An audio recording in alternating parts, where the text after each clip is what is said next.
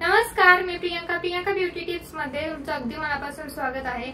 आजच्या व्हिडिओमध्ये आपण पाहणार आहे हिवाळ्यात ओठांची काळजी कशी घ्यायची। हिवाळा चालू झाला की थंड वातावरणामुळे आपले हातपाय तळतात, ओठ फुटतात आणि बऱ्याच जणांच्या ओठातून रक्त सुद्धा येतं आणि ते ओठ मऊ पडण्यासाठी आपण बोरोप्लस लावतो, वॅसलीन लावतो, त्यानंतर लिप बाम लावतो।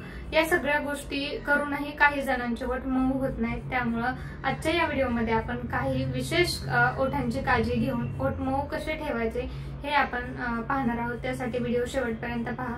व्हिडिओ आवडला तर व्हिडिओला लाईक करा, शेअर करा आणि सबस्क्राइब करायला अजिबात विसरू नका। ओठांची त्वचा ही चेहऱ्याच्या त्वचेपेक्षा खूप जास्त पातळ असते, त्यामुळे थंड वाऱ्याच्या संपर्कात आलं की आपल्या ओठांचा जो ओलेपणा असतो तो कमी होतो आणि आपले ओठ कोरडे होतात आणि फुटायला लागतात। आता हिवाळ्यात ओठ कोरडे झाल्यावर त्याच्यावरती डेड स्किन जमा होते आणि ती डेड स्किन काढण्यासाठी आपल्याला ओठांना एक्सफोलिएट करणं गरजेचं असतं। एक्सफोलिएट करण्यासाठी तुम्हाला कुठलंही लिप स्क्रब पाहिजे।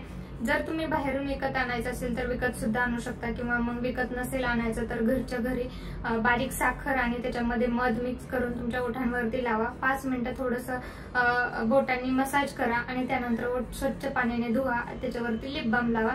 तुमचे ओठ मऊ होतील आणि त्याच्यावरची जी डेड स्किन आहे ती सुद्धा निघून जाईल। हिवाळ्यात ओठांचा कोरडेपणा कमी करण्यासाठी तुम्ही त्याच्यावरती मलई लावू शकता, लोणी लावू शकता, तूप, त्यानंतर साई लावू शकता। हे सगळं लावल्यामुळे तुमचे ओठ मऊ होण्यास नक्कीच मदत होईल। त्यानंतर काकडी जवळपास सगळ्यांच्याच घरात उपलब्ध असते, त्यामुळे काकडीवरचं साल काढायचं, त्याच्यानंतर त्याचे पातळ पातळ काप करायचे आणि ते 1 किंवा 2 काप घेऊन तुमच्या ओठांवरती 5 मिनिटं मसाज करायची।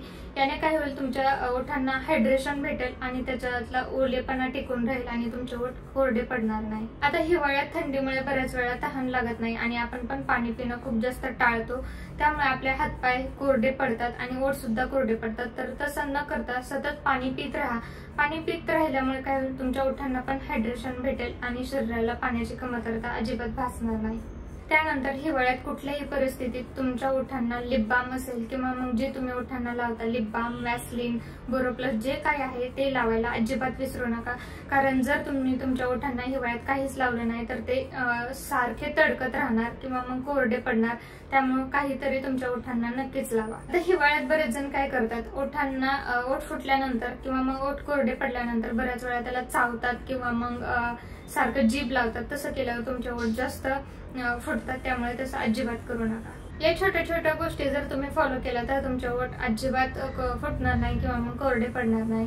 आय होप की आजचा व्हिडिओ तुम्हाला आवडला असेल तर प्लीज लाईक करा, शेअर करा आणि सबस्क्राईब करायला अजिबात विसरू नका। भेटू अशाच नवीन पुढच्या व्हिडिओमध्ये।